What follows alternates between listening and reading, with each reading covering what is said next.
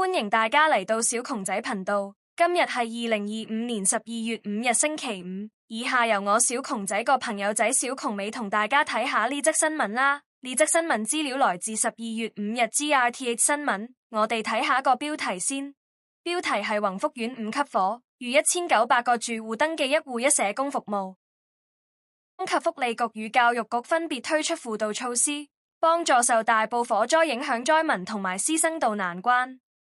行政長官李家超聯同多名局長傍晚見記者，講述推出進一步措施支援受災人士。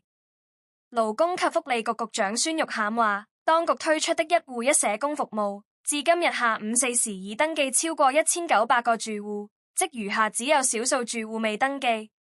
佢表示，社工每日會致電有關家庭並提供情緒支援，如果發現屬於高危個案，社工會聯同醫管局跟進。而哀傷管理機構亦同社工一齊幫助有需要家庭。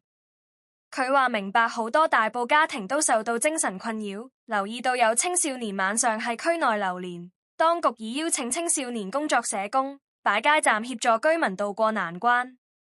教育局局長蔡若蓮表示，事件對同學、家長及老師都受到不同程度衝擊同埋影響，局方已派出心理學家、教育主任等安撫同學。隨着事情發展，以分層支援方式提供校本教育心理服務、特殊班主任課、開發教學資源等，協助老師專業應對同學情況及如何處理創傷等。另外，局方為大埔中小學及幼稚園組成一校一支援團隊，以駐校模式協助特別有需要學校。為照顧老師情緒，設立了老師陽光電話熱線，以便老師傾訴。唔知道大家對於呢則新聞有咩睇法？歡迎留言俾我，記得訂閱小窮仔頻道，下次見。